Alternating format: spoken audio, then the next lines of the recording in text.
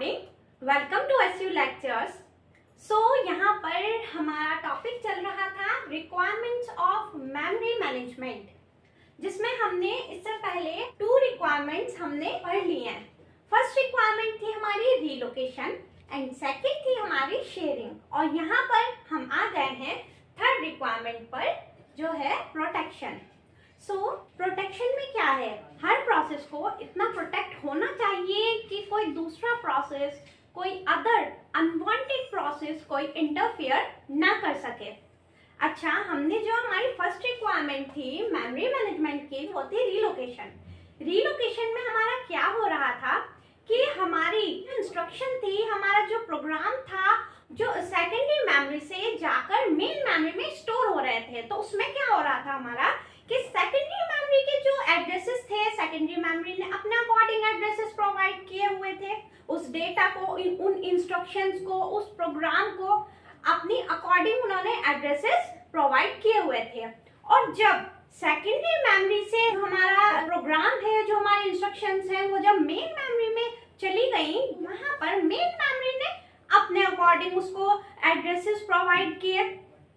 क्या हुआ है, अब सेकेंडरी मेमोरी में एड्रेसेस कुछ और थे उस प्रोग्राम के, उन इंस्ट्रक्शंस के, और मेन मेमोरी में जो एड्रेसेस हैं वो चेंज हो गए। यहाँ पर कहीं ना कहीं रिलोकेशन की वजह से, जब हमारा प्रोग्राम जो है वो रिलोकेट हुआ है from secondary memory to main memory, कहीं ना कहीं ये जो हमारी रिलोकेशन रिक्वायरमेंट की सेटिस्फेक्शन है, इसकी वजह से जो हमारी प्रोटेक्शन रिक्वायरमेंट की सेटिस्फेक्शन है, उसमें कहीं ना कहीं डिफिकल्टी आ रही है। क्योंकि यहाँ पर क्या हुआ था कि एड्रेसेस भी चेंज हुए हैं। अब जो सेकेंडरी मेमोरी में एड्रेसेस थे, उन इंस्ट्रक्शन के, उस प्रोग्राम के जो एड्रेसेस थे, वो मेन मेमोरी में जाकर एड्रेसेस चेंज हो गए।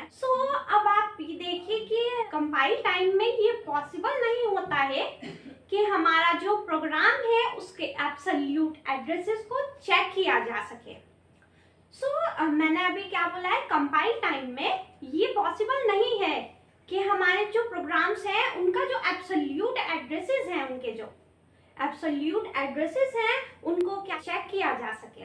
कंपाइल टाइम क्या होता है, कंपाइल टाइम वो टाइम है जिस टाइम में हमारा जो कोड होता है वो मशीन रीडेबल लैंग्वेज में ट्रांसलेट होता है। मशीन रीडेबल लैंग्वेज मतलब वो लैंग्वेज जो हमारी मशीन रीड कर सके, जो हमारी मशीन समझ सके, मतलब हमारा जो सीपीयू है वो समझ सके।